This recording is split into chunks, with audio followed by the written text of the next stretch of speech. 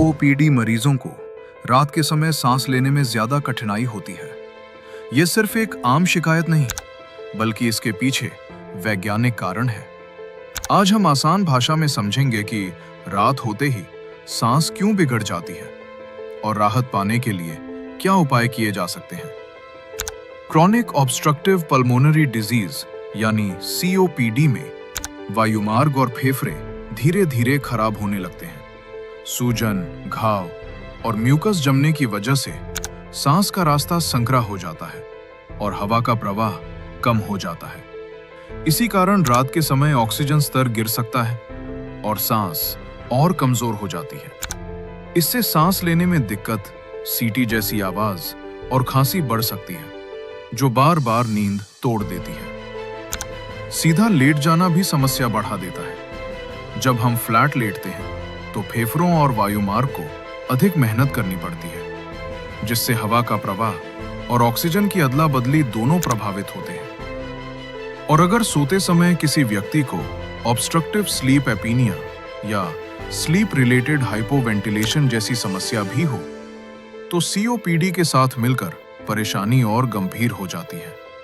ये संयोजन रात में ऑक्सीजन स्तर को और गिरा देता है, नींद बार बार टूटती है और गहरी नींद मिलना मुश्किल हो जाता है। कुछ उपाय जो रात में मदद कर सकते हैं।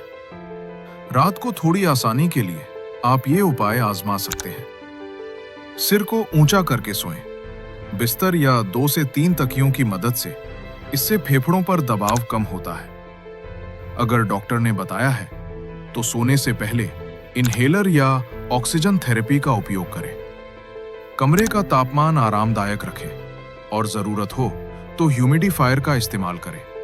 बहुत ठंडी या बहुत सूखी हवा वायुमार्ग को चिढ़ा सकती है। सोने से पहले भारी भोजन या देर से खाना खाने से बचें।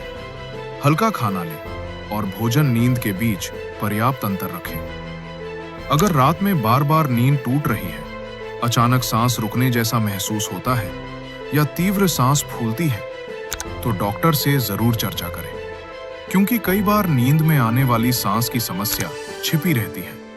सीओपीडी में डॉक्टर अक्सर बाईपैप मशीन या ऑक्सीजन कॉन्सेंट्रेटर की सलाह देते हैं, क्योंकि ये उपकरण रात में सांस लेने में सहायता करते हैं और मरीज को आराम देते हैं। अगर आपको सीओपीडी के लिए बाईपैप, ऑक्सीजन कॉन्सेंट्रेटर या होम केयर समाधान चाहिए, तो हेल्दी जीना सीखो में कॉल करें।